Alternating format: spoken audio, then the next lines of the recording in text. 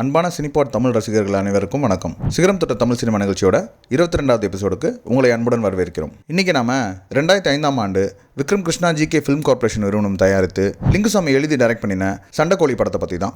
என்னடா இங்க வச்சு டிக்கெட் காணோம்?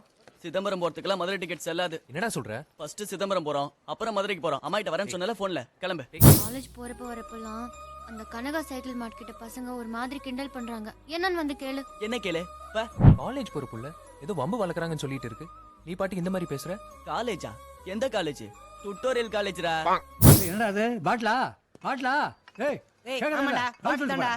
ஏய் கட்டியா போடா. நீ பல் சொல்லிட்டு போடா. கத்துன பாட்ல எடுத்து மண்டை உடைச்சிடுவேன். குச்சியால மண்டை உடைச்சு போடுவேன். ஏய் இந்த பையன் இருக்கிறது உங்களுக்கு டிஸ்டர்பன்ஸா இருக்கா?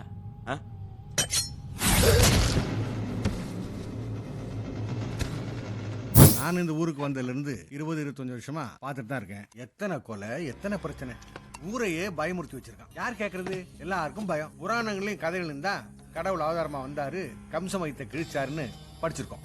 ஆனா எனக்கு தெரிஞ்சு இது வரைக்கும் எந்த கடவுளையும் என் கண்ணால பார்த்ததில்ல. நீ அடிச்சது யார் தெரியுமா? காசி. என்ன கொன்னுடுவான். இறங்கி ஓடிட்டுப்பா. என்னது? காசியா?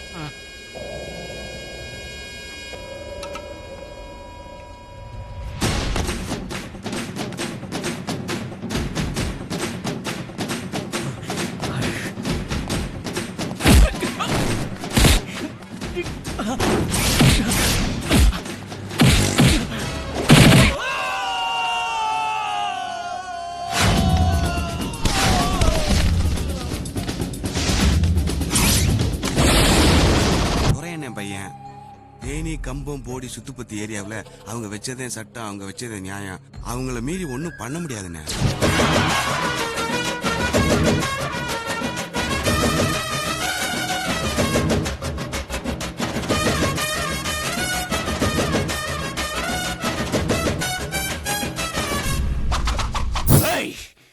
நின்னா நடந்தா படுத்தா தூங்குனா அவன் என் நெஞ்சில ஏறி மீச்சு தாண்டா ஞாபகத்துக்கு வருது.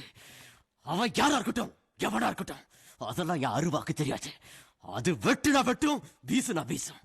இங்க இருக்கிற ஒவ்வொரு உசுரலையும் ஏன் உசுறு கலந்துருக்கடா. இந்த மண்ணுல வந்து அப்படி இப்படி ஏதாவது பண்ணலாம் நினைச்சா தலை வேற கால் வேற தனித்தனியா போயிரும். தாவணி போட்ட தீபாவளி வந்தது என் வீட்டுக்கு, கை முளைச்சு கால் முளைச்சு ஆடுது என் பாட்டுக்கு. அறுக்கிற காலம் வந்துருச்சு, அறுத்து புள்ளா அறுத்து. உனக்கு என்னடா வேணும்? இவன் உசுறு தானே, அதுக்கு நேருக்கு நேர் மோதும்.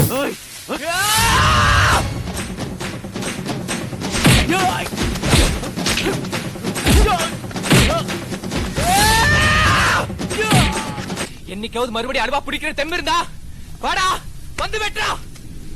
இங்க தாண்டா இருப்பேன், இந்த மண்ணில தாண்டா இருப்பேன்.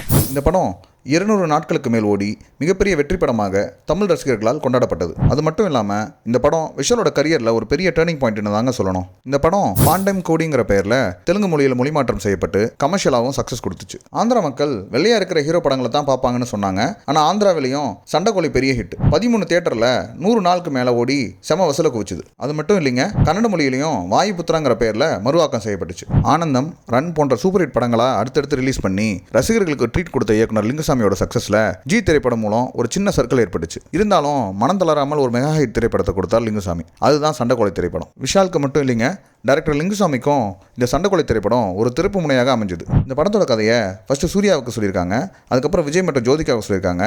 ஆனால் விஜய் கதையோட பாதையை மட்டும் கேட்டுட்டு போதும்னு சொல்லி மறுத்து விட்டாராம். இவங்களுக்கு பதிலாக தான் விஷால் மற்றும் மீரா ஜாஸ்மினை தேர்வு செஞ்சிருக்காங்க படக்குழுவினர். அதுக்கப்புறம் இந்த 2 பேரும் நடிப்பு நடனம் பல பயிற்சிகளை எடுத்துக்கொண்டு இந்த படத்தோட கேரக்டர்ஸ்க்காக கடுமையாக உழைச்சிருக்காங்க. நடிகர் விஷாலுக்கு இதுதான் ஃபர்ஸ்ட் ஆக்ஷன் மூவி. விஷால் மற்றும் லால் போடும் சண்டை காட்சிகள் எல்லாமே திண்டுக்கல்ல 7 நாட்கள் படமாக்கப்பட்டுச்சு. இந்த படத்தோட சாங்ஸ் எல்லாமே ஆஸ்திரேலியா, நியூசிலாந்து மற்றும் சென்னையில் உள்ள பல இடங்களில் ஷூட் பண்ணியிருப்பாங்க. நம்ம ஆக்ஷன் கிங் அர்ஜுன் அவர்கள்கிட்ட தான் உதவி இயக்குனர் ஒர்க் பண்ணிய விஷாலுக்கு இயக்குனராக வேண்டும்ன்றதான் பெரிய ஆசையாம். ஆனால் அவருடைய அப்பா விருப்பம் போல நடிகராக செல்லமை படத்தில் நடிச்சார். ஆனால் இந்த சண்டைக்கோழி படம் மூலியமா தான் ரசிகர்கள் எல்லாருக்கிட்டையும் ரீச் ஆனார். மீரா ஜாஸ்மின் அவர்கள் நல்ல பீக்ல இருந்து தனக்குன்னு ஒரு ரசிகர் கூட்டத்தை சேர்த்ததுக்கு இந்த படம் ஒரு முக்கிய காரணமாக இருந்துச்சு. இந்த படத்தில் ராஜ்கிரண் நடிப்பு ரொம்பவும் யதார்த்தமாக இருக்கும். அவருக்கு இந்த படத்தில் நடிச்ச நடிச்சதற்காக சிறந்த மேல் கேரக்டர் ஆர்டிஸ்ட்கான அவார்ட் கிடைச்சது. கஞ்சா கருப்பு, தலைவாசல் விஜய் தங்களுக்கான கதாபாத்திரங்களில் ரொம்பவே அற்புதமாக நடிச்சிருப்பாங்க. இந்த படத்தில் வர சண்டை காட்சிகள் எல்லாமே செம ஹிட். அதற்காக பெஸ்ட் ஸ்டன்ஸ் அவார்ட் கனல் கண்ணன் மாஸ்டருக்கு கிடைச்சது. இந்த சண்டைக்கோழி திரைப்படம் தமிழோட ஃபிலிம்ஃபேர் அவார்டை வின் பண்ணுச்சு. இந்த படம் இவ்வளவு பெரிய வெற்றி பெற்றதுக்கு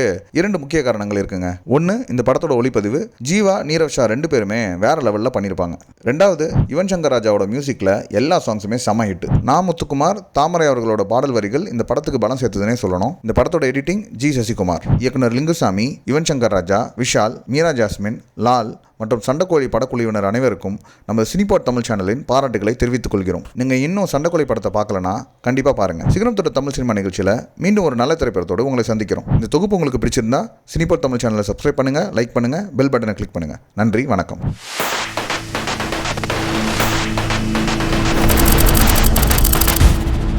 Thank you.